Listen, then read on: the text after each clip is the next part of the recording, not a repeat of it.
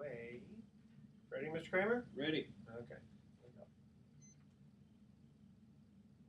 Welcome. You're listening to the Best of Investing on Talk 910. This is the show where we present valuable information about real estate, the financial markets, and other economic business of the day. And for those of you listening for the first time, here is our format.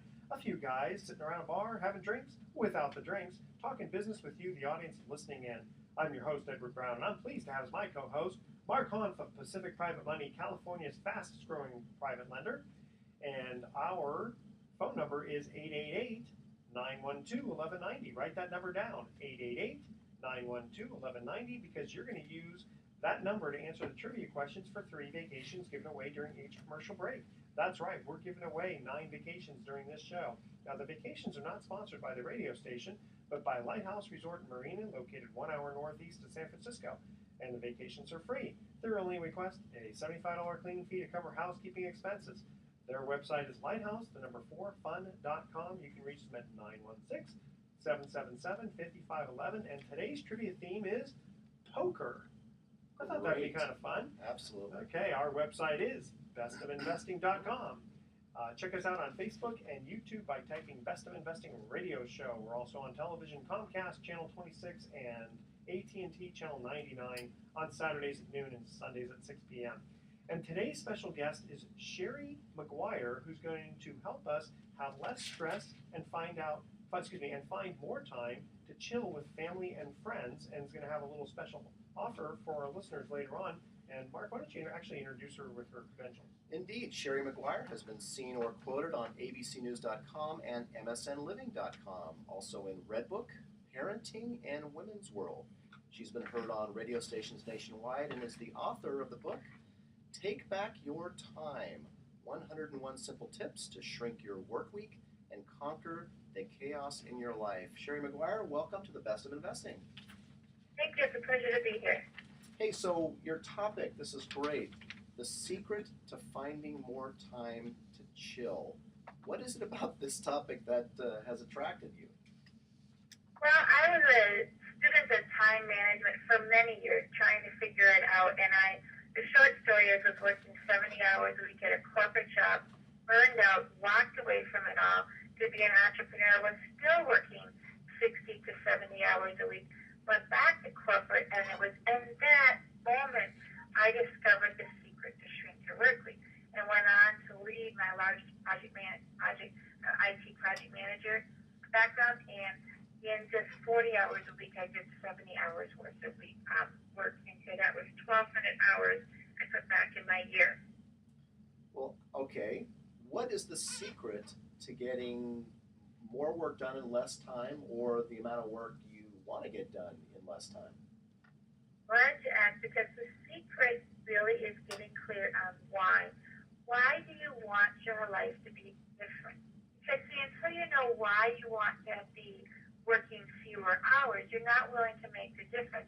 I had a client once who said, I said, what are you going to do with all this extra time if we work together? She said, well, I have to do some laundry. And I'm thinking, you're not really going to make all these changes to do laundry. But for me, it was about wanting to spend time with my son, and very specifically getting to karate lessons in the afternoon. So that's the secret, because then you can make different choices. Yeah, I remember when I had an older associate some years back, we decided we were going, the next year, what was our goal? We were going to work less and make more. And it actually worked. That's a great goal. Yeah. So you know, I know a lot of us, when it comes to time management, we work off to-do lists. But the problem with my to-do list, Shari, is it just keeps getting longer and longer and longer. And then, then I got several pages. Do you have any tips for our listeners for managing your to-do list? Well, actually, one of the things that I've done is I've ditched my to-do list. I don't have one anymore. And instead, what I do is when I have something that needs to get done, it goes on my calendar. Let's say it needs to get done 3 days from now. So I pick a time on that day, 3 days from now, like 9 o'clock, put that on my calendar as something to get done. And I know in 3 days the reminder will pop in, and I will do it then. And that way I don't have this long list that I need to maintain, because I was forever perfecting the verbiage in there or wanting to write something down to cross it off and stuff like that. And it saved me a ton of time.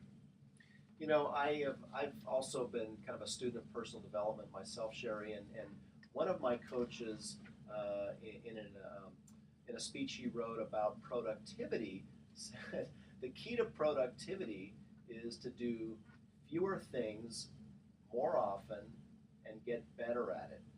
And now, intuitively that makes a lot of sense, but I find it difficult to find fewer things to do because my list just continues to grow. You have to delegate.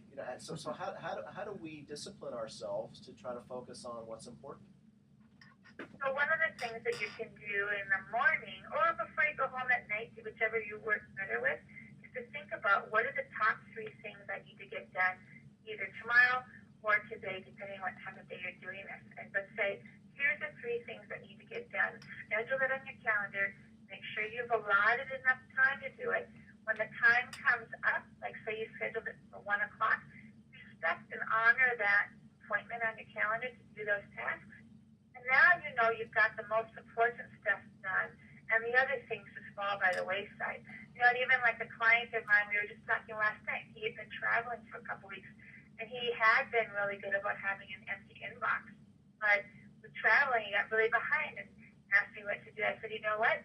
Those things that are old, just move them off somewhere else, and if they were important and they really need your help, they'll come back and look for you.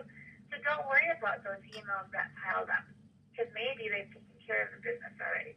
So you talk about the empty inbox, and that reminds me of the fact that we live in an age now where phones are smartphones. They're basically computers. So we've got text and email, and most of us have multiple computers. We've got one on our desk at work. We got a desk at home. We've got a laptop, and we've got an iPad, and everything pings. I'm getting stressed just listening to that. Everything pings and dings all day long. Do you have any advice for how we should manage that just throw them all away. The nonstop distraction of emails and messages? It is horrible, and every time you load a little app on your phone, it wants to set up little badges and messages that come your way, and you really want to just go into the settings and turn all of that off. I know, I keep getting all these Angry Bird type things coming on my phone. Angry Birds keeps telling me, hey, update this. He's like, okay, I don't have time to play Angry Birds right now, So turn all those little reminders off, and because it's a distraction. Every time you have a distraction in your day, it breaks up your concentration. So let's say you were busy working on something, and you're really deep in thought, and your phone pings because Angry Birds wants you to play again. Your train of thought is now lost, and it can take you 20 minutes to just regain what was I working on again. Let me recalculate that thought, and now you've lost a lot of time. Just 3 of those little interruptions in your day, whether it be someone stopping by, your phone ringing, a ding here or there, that can add up to an hour of lost productivity with just 3 of them. Well, it's amazing the inefficiency that happens. I mean, sometimes I have to just say to everyone, look, I just need a few minutes by myself just to gather my thoughts, and then I'll be all set ready to go. I've heard that the inbox has been called basically a list of other people's priorities for you. That's a good thing to call it, absolutely. And so then what you get to do is let's do it and say, is this something that I really need to be looking at? And so a great tip too, if you get carbon copied on a lot of things, create a folder in your mailbox that's called carbon copy. It can be nothing more fancy than that. But then set up a rule. Every time you're carbon copied on an email, it automatically goes to that folder. You might want to let people know, like in your email signature, hey, you CC me on an email, it automatically goes to a folder that I only check once a week. And that's to aid in my productivity. That can be your needs better. Because here's what happens. People don't really know who to tell something to, or they just get a little crazy with sending an email out. So they send it to way too many people. So if you're carbon copied, go somewhere else. You aren't going to take any action on it. You could look through it once a week, really quick, just glance, and see if anything sticks out at you. But that way you know these are the things that are left in the inbox from someone direct to me. Right, and if you're one of those people who like to hit reply all, stop it. Well, I have a good filing system. It's called a circular file. Okay, we are in the studio here with Shari McGuire, who's teaching us how to have less stress and more time to chill with family and friends. We're going to cut to our first commercial break here, and again, the theme is poker. What is the poker term for holding aces and eights? The first three callers with the correct answer win a free 3-day, 2-night stay at the Lighthouse Resort. Their website is lighthouse4fun.com. Call 888-912-1190. That's 888-912-1190 to answer this question. What is the poker term for holding aces and eights? And technically, it's black aces and eights, technically. 888-912-1190. Make sure to include your name and your email address. Speak slowly and spell out your email one letter at a time. Don't touch that dial because the best of investing will be right back. Good. Very good, Shari. Having fun? Great. Yeah, absolutely. Good. Okay. Hold on a second. Shari, give me a lead on a topic you might want to touch on. What other questions can I be asking you in addition to some of the ones I'm kind of penciling in right now? So let's talk a little bit about actually getting more time for touch specifically on getting out of work faster. Somehow that's where you're wanting. The topic that I had in the RTIR was like being able to enjoy the summer more. Okay, sure. Sounds good. I need to listen closely and take your advice because I'm tired of having summers go by and it's like, I didn't make it out to the beach but maybe once and it's stupid. I hear you There's there. things we can do about that, absolutely. Okay. We're ready to go to our second segment here? Yes. All right. I don't know the answer to the trivia question. Ooh, don't know the answer. You know the Dead answer? man's hand. That's Dead Man's Hand. That's right. Oh, okay. Absolutely. You're talking my game, man. You're talking, you're a poker player? Oh, yeah. Oh, okay. Well, then you'll know the other ones too. Here we go. Welcome back to The Best of Investing. I'm Edward Brown, your host, along with Mark Hunt of Pacific Private Money, my co-host. When we cut to the first commercial break, we asked this trivia question. What is the poker term for holding aces and eights? Well, I had to ask our videographer, Kramer, who said it's the dead man's hand. Dead Man's Hand. Yeah, apparently Wild Bill Hickok was holding these when he was killed. That's why they call it that. We are in the studio here actually, she's on the phone, Shari McGuire, who is helping us with the stress level. And go ahead. Oh, so during the break, Shari, I'm sorry, I didn't mean to step on you there. That's okay. During the break, Shari's going to tell us about some tips on how to get out of work faster since it's summer's approaching. We want to figure out how to spend more time at the beach and less time staring at a monitor at the office. I usually make sure I just get fired from my job. That gets me out of work faster. But go ahead, Shari. Yes, so here's one of the things that you can do. Many of us have jobs where the work will never get done. No matter how long we stay, if we work 24/7, it will never get done. So what we can do is make a choice and a decision that I'm going to leave work this summer at 4 o'clock or at 5 o'clock, whatever you decide you want to leave at, and then block the calendar. Let's say you chose 4 o'clock, block the calendar from 4 p.m. until at least like 8 o'clock that night so that no one can book anything on your calendar and as a reminder to yourself that, hey, I'm out of here.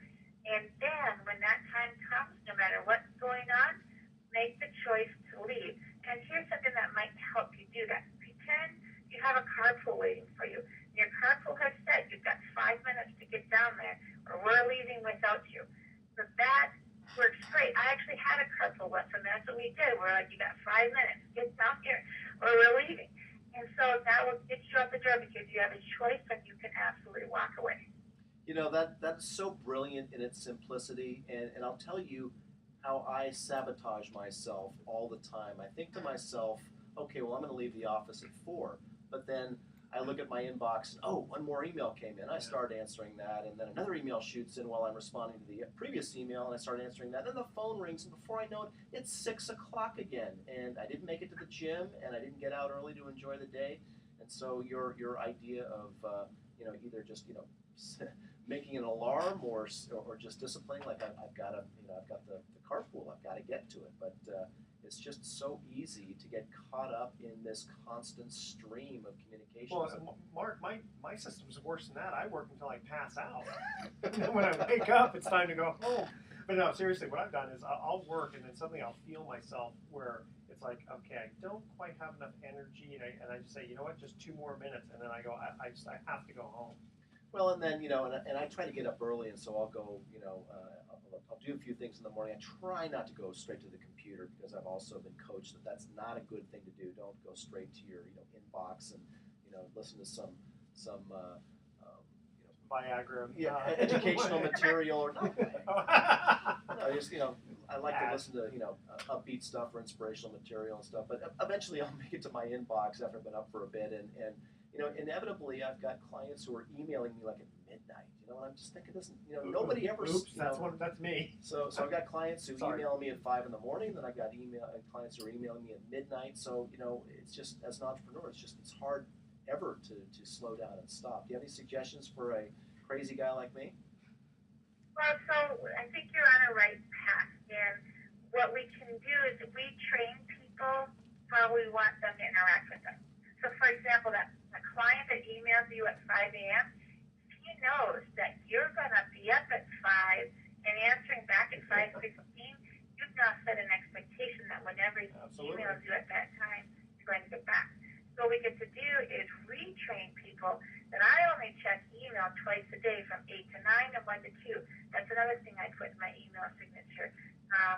And that way people know, okay, well, she only reads emails during these times of day, and so I know that I can expect an answer back from her. So it's retraining people how we want them to interact with them. I mean, I'm really bad because I have my computer like right next to where I sleep, and I have the notifications that come on every time an email comes in with a big ding, and I'm getting things at 2 a.m., 3 a.m., 4 a.m. I'm not getting any sleep. Yeah, that sounds good. You need to move your computer. Turn those things off. So how else do you coach your clients to have less stress in their life, Shari? Well, so to have less stress, I think it's important to schedule fun in your life. So often we just say, oh, well, I want to get to the beach this summer, and next thing you know, the whole summer is gone, and we only got there one time. And so what you want to do is look at your calendar and plan out that fun. And one something that I do with my son, because he was always bugging me when he was younger about what day of the week is it, what's the date, what are we doing today? So we create a calendar at the beginning of the month, and that helps me remember the schedule and going to the park, going to the museum, going to whatever it is we want to do. And he holds me accountable to it. Because if I put it on that calendar, we're going to the museum. And so it's a great way to make sure we have lots of fun, too. Well, can you remind my wife that laundry is not fun? Because that's what she's got scheduled as the fun part. That doesn't work well. And Shari, before we're going to let you go pretty soon here. We got a few more questions for you, but you have a special offer for our listeners. I do. I would love to send out to you my time management 20-day course, absolutely free. And all you need to do is go to shrinkyourworkweek.com, and in the top right, there's a little form you can fill out, and I'll start sending those out to you right away. So shrinkyourworkweek.com. Correct. Excellent. I'm glad you mentioned scheduling fun, Shari, because I think that is really, really important. And there's one of my coaches said that you should always schedule, or try to schedule. If you can't schedule vacations because you work a lot of hours, at least schedule micro vacation or micro adventures. He called it. Even if it's just, that helps. 2 hours in a day on an afternoon. And I found once I started doing that that really worked. It does, and then you feel refreshed and better able to come back to your work. Yeah, micro adventures. What a concept. Yeah, I mean, I usually work too hard between my 8 to 1 time, like the regular work week, right? So I'm going to cut it down to 8 to 11. I figure that's enough hours in the day for me to work. So how does your the way you approach time management, Shari? How does that differ from this gentleman? Is it Tim Ferriss who wrote the 4-hour work week? Are you? There you go. That's my kind of guy. Well, that's a great milestone. If you can make it 4 hours a week, that's awesome. But I think the key thing that sets me apart would be this secret that I had talked about earlier, the why. Because that, for me, really became the clue that when you can use that as your compass. So let me give you an example. So I had my why of wanting to leave work by 3 o'clock in the afternoon so I could get to my son's karate lessons, which meant I start earlier. I managed a project for a year just fine with people across a 7-hour time zone difference from California to Dublin, Ireland. And then my boss came to me and said, we're going to have another project and people are going to be in California. I need you to start 2 hours later to make that work. And if you don't start 2 hours later, you're fired. And I said, let me make sure I heard this right. I'm fired if I don't start 2 hours later. Yes, you are. Wow, let me think about that. Got back to her the next day and said, you know what? It worked just fine with this other project for me to be working the hours I am. There were no complaints that I've heard, and I had called around a bit. So I'm going to keep my hours the way they are. And guess what? Nothing happened. I called her bluff. But see, I had that compass of what was most important in my life, of being there for my family, against which I could make the really tough decisions. And that was the secret in being able to make the difference in making that 1,200 hours in my life. Well, and what do you do for those people who just love their job so much they don't look at it as work? They look at it as, almost fun in a way. Do you still give them the same advice?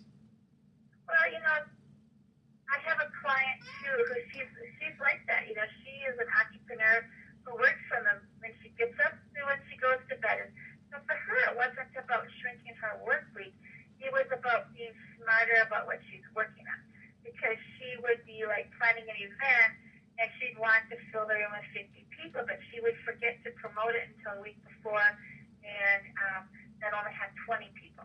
And so for her, it was more of that project management side of my background of having a goal, breaking it down and getting a little bit done over time that I helped her out that way. So it's time management in a different way. Well, great. Shari McGuire, thank you so much for joining us today and offering our listeners the free shrinkyourworkweek.com. And what is it, a free course? Or when they go on shrinkyourworkweek.com, what do they get? It's a 20-day time management course. And it's important to know you're going to get one video a day for 20 days, and they're only 1 to 3 minutes in length. They're very quick. Very good. Thanks again, Shari, for joining us. Thank you very much. Have a great day. Okay. And that was Shari McGuire. We are going to cut to our second commercial break. Again, the theme is poker. Now here's the question. In Texas Hold'em, what are the 3 terms used for when the dealer turns over the cards on the first, second, and third go-around? The first 3 callers with the correct answer win a free 3-day, 2-night stay at the Lighthouse Resort. Hopefully we have a lot of gamblers in the audience. Their website is lighthouse4fun.com. Call 888-912-1190. That's 888-912-1190 to answer this question. In Texas Hold'em, what are the 3 terms used for when the dealer turns over the cards on the first, second, and third go-around? Again, one more time, 888-912-1190. Make sure to include your name, your email address, speak slowly, and spell out your email for us 1 letter at a time. Don't touch that dial because the best of investing will be right back. The answer is oof, ouch, and oh crap. That's what you're going to say on the air. I like that. Ouch and what? Don't tell them the answer because I know you know the answer. I don't know the Okay. Cry a river. You bad. It's Nutty Friday. You bad. It's Nutty Friday. Yeah, it's flopping all over the place. It's Flippin' Friday. Flippin' Floppin' Friday. Oh, the email question we received for you was, I'm thinking about investing in your fund, but I thought I heard you say that the minimum is $50,000. Do you have any exceptions to that? Can you accept less? Got it, okay.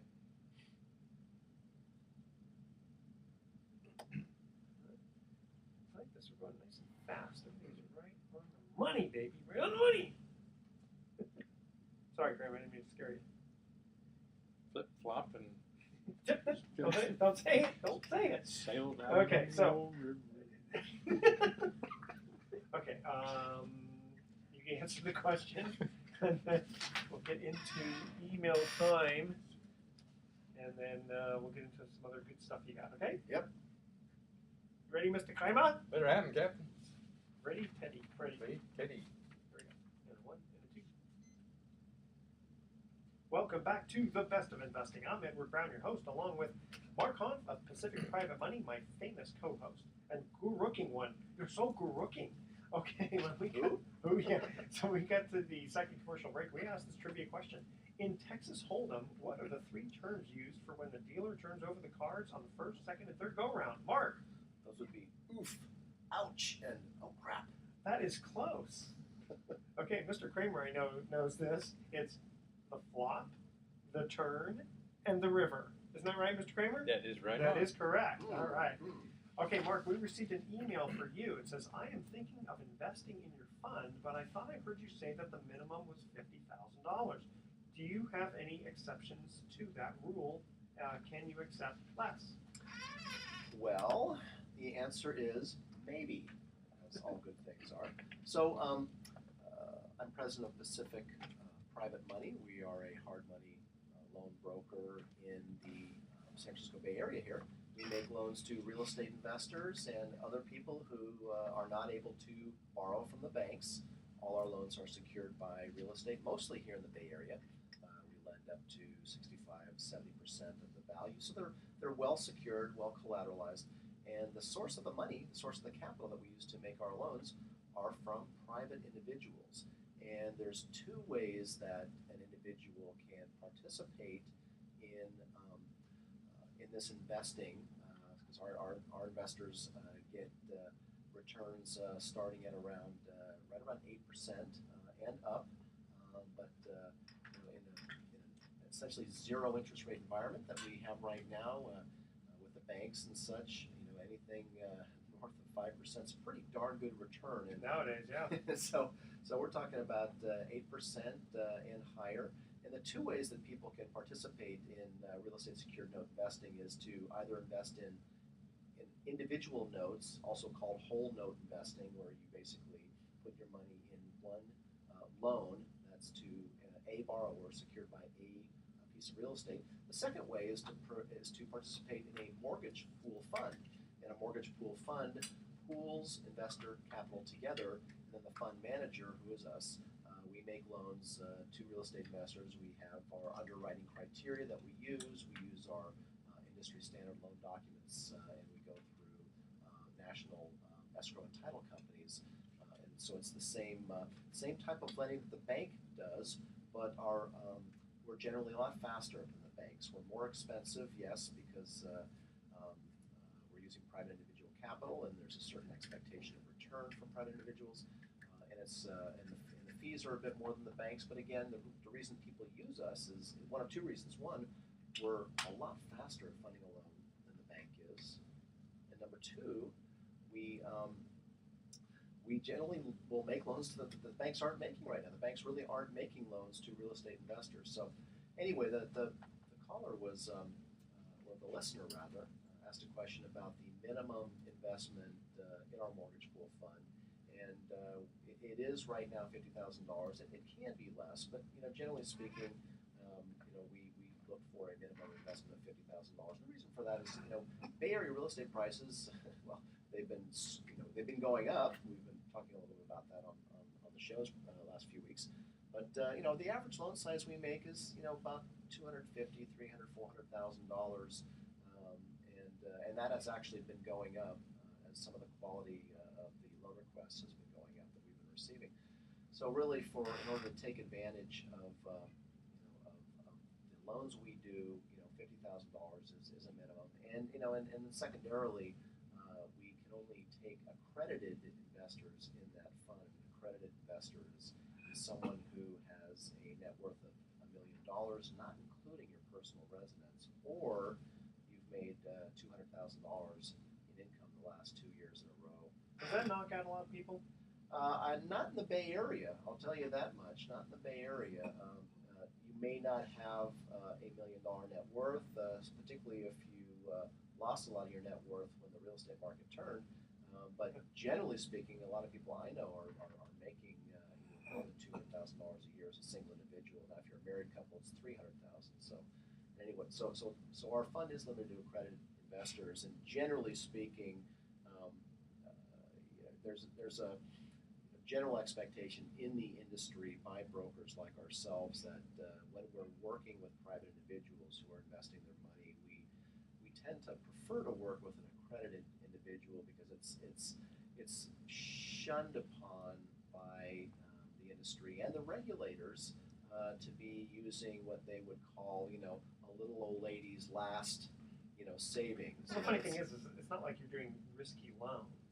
No, that's not it. But it's considered two things. One, it's considered an alternative investment because of its illiquid nature. And what do I mean by that? Well, you buy stocks, and if you had to, you could sell them tomorrow. You can buy bonds. If you had to, you can sell them tomorrow. You can buy a number For of the most part. traditional, for the most part, It's but a not number of traditional investments, they're considered liquid. The most liquid being, a savings account, checking Sure. account, savings account, money market account.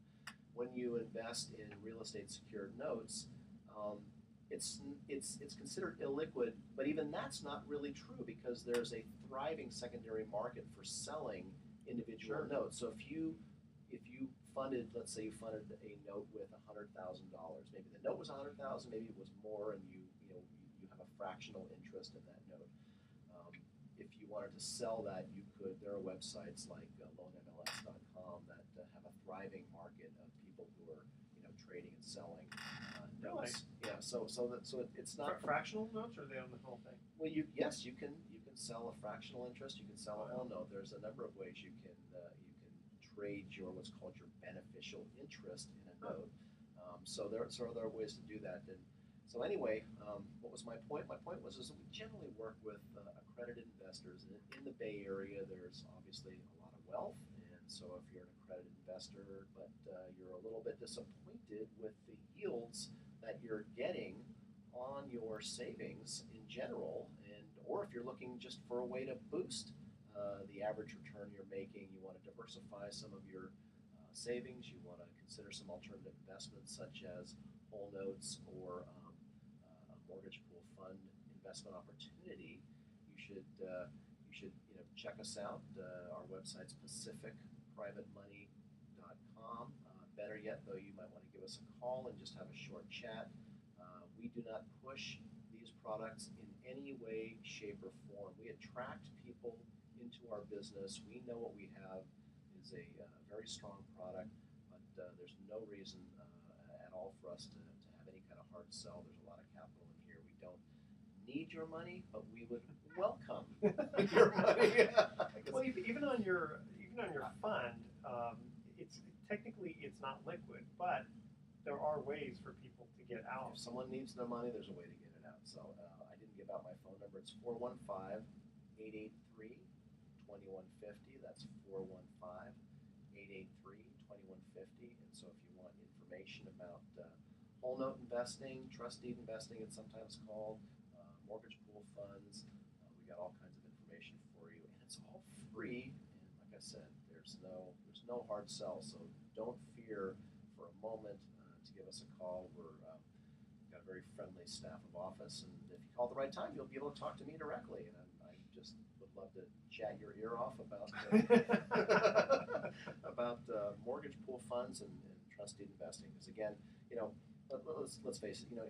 Edward, you and I are both boomers, and we both had our share of experience, I'll call it, from the turn in the market in 2008, and a lot of us are not on track to retire in the way we had envisioned maybe 10 years ago, and so we need to earn higher yields on our savings. We need to get those. We need to boost the yields. So and Social Security is going to be changing their rules too. Not that I was planning on retiring on Social Security, but you know how that works.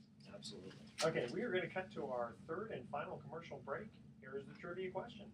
What is it called when you discard one's hand and forfeit the current pot? The first three callers with the correct answer win a free 3-day, 2-night stay at the Lighthouse Resort. Check them out. Weather's getting really good. It's summertime.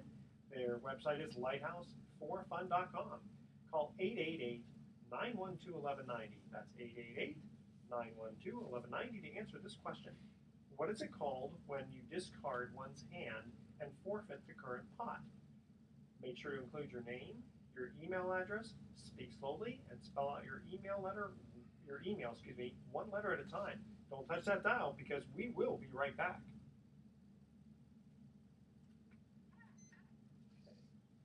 Indeed. All right. Pretty want to cover the last segment? Well, I've got this article, and it's not 10 minutes worth of stuff. So let's see if we can't drum up some stuff. So this one is it's just an article about how Fannie and Freddie homes. Let me see potential.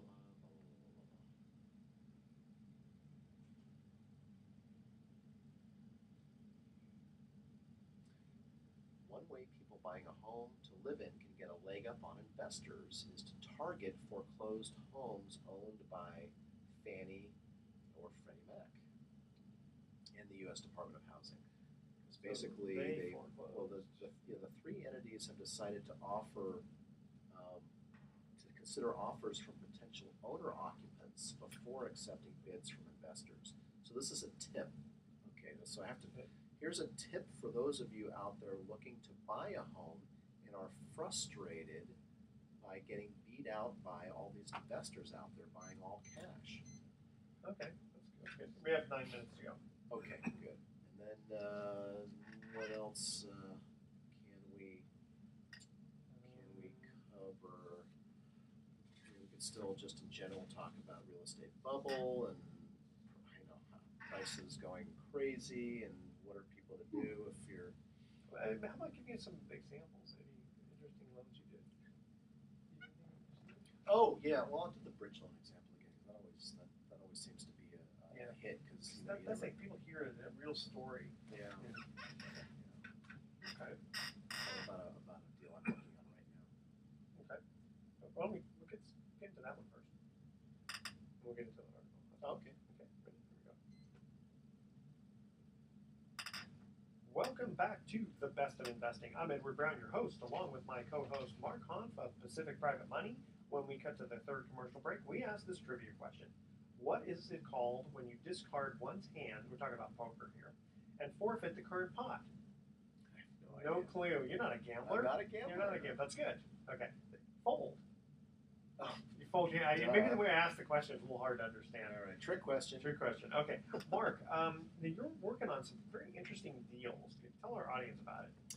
Yeah, well, a few weeks back when we had Rick and Jeremy on the show, we were talking about bridge loans and that people were coming to our company, Pacific Private Money, and looking to go the hard money route to buy a primary residence. Now, most people would never consider that. You would put down your down payment and then use a bank loan because bank loans are really well priced these days, and hard money is not well priced. It's not hard money is not generally intended for consumer home loans. It's usually considered for for people who are in the buy, fix, and flip, or the rental income, or fast cash from property you own. But there's a bridge loan program that allows us to make a loan to a home buyer when they need to close quickly. And so there's a lot of times when you might need to close quickly. And one of them is when you're in a super hot real estate market like we are now, and you're bidding against cash buyers,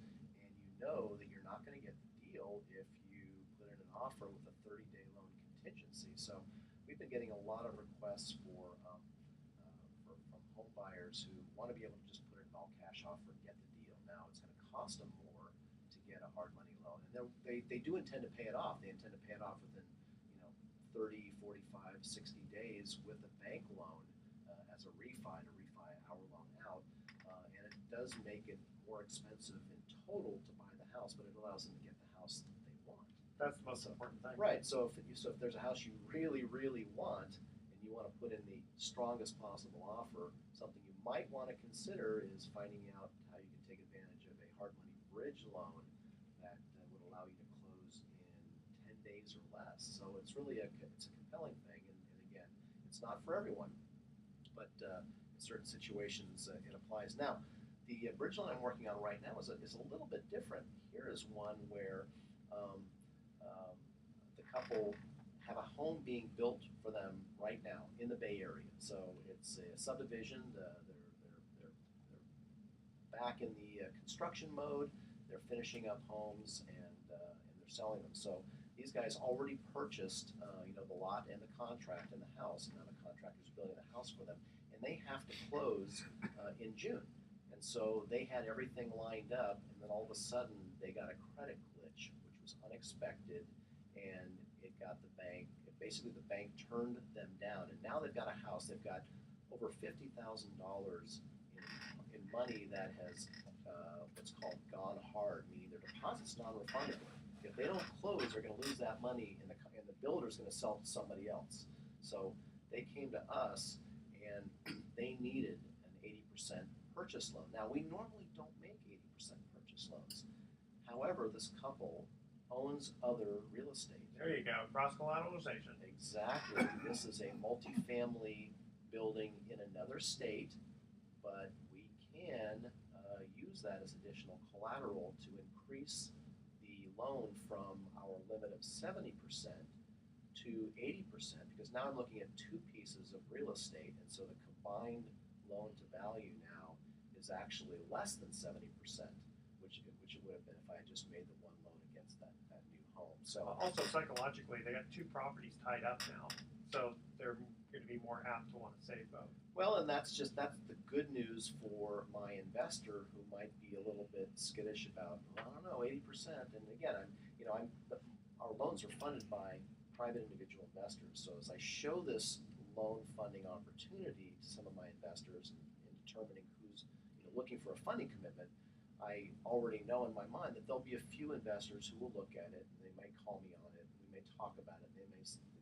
that might scare them away. Sure. Not everyone's convinced the real estate market is, heading north. Super hot. Super hot. What if we're in another bubble? What if the real estate market goes down again? I don't want to be stuck being underwater. I'm alone. So, and rightfully so. Sure. I mean, one of the things about this business, about private lending, is we don't push investors to fund a loan. We present the opportunity. They ask the questions. If they decide they like it, they'll give us a funding commitment. Otherwise, they're generally not bashful about saying, I think I'll skip this one. Yeah. And in our business, no means no. I will not try to go. It's like Yeah, going on but a date. yeah, it's not like you should you should consider this, you consider that. So we don't. I don't know what other brokers do, but at Pacific, there's just absolutely no hard sell whatsoever. It's not even really a sell. We present, we attract the capital. People know, most of our investors are experienced, and so they know what they're looking for, and so they know what questions to ask. We answer them. We provide them all the due diligence materials, and they make their decisions. But in a case like this, here we're in a position to help a couple in what quite frankly is a shocking and a horrible situation where they were ready, they were queued up. This is their dream home that's being built. They're getting a good price for it because they went into contract at a time when the market wasn't super heated yet. Probably got into contract a year ago on this thing, and then all of a sudden they're faced with the worst news ever. The bank says, well, we're sorry, but you no longer qualify for that loan. So they're going to use a hard money loan. And like I said earlier, yes, overall it's going to add to the cost of their home. They will ultimately refi out with the bank loan as quickly as they can. But they'll lose their $50,000. Right. They're going to get the house. So this is an opportunity to do something that is helpful. And again, I got to tell you that the private lending industry, and it's just not our company, but it's all the private loan brokers in the Bay Area, in California, nationwide. Most people just would have no idea about this and don't realize this, but a lot of the recovery that we've experienced in the United States economy since everything went to heck in a handbasket in 2008, a lot of the recovery is due to private individuals willing to make their capital available in the form of loans to real estate investors. The real estate investment community has gotten zero help from the banks, none whatsoever. So again, bravo to people who are making their money available, and guess what? You've been getting a great return for that community service you've provided. For those listeners who just joined us and been hearing this good story about the bridge financing that you did, why don't you give them your information one more time? Sure. Pacific Private Money is our website, pacificprivatemoney.com, and we've got a Bay Area phone number at 415-883-2150. That's 415-883-2150. Call and ask anything. We're full of information. Okay. Here we have to cut out for today. So here's our thoughts for the day. You know, Google was originally called Backrub. Don't ask me why. I have no idea. And a duel between three people is called a truel. Truel. It reminds me of the movie The Good, the Bad, and the Ugly. Remember at the end of the movie, Clint Eastwood, the good, Lee Van Cleef, the bad, and Eli Wallach, the ugly. They all pointing guns at each other. Mm-hmm. That's what You're they were such a calling. troll. I'm such a troll, yeah. All right, tune in next week to The Best of Investing. We're going to be giving away 9 more free vacations for answering trivia questions. Thanks for listening. On behalf of our team, I'm Edward Brown, wishing you the best of investing. So long. Good. Yay. 2 shows banged out, baby. Yeah.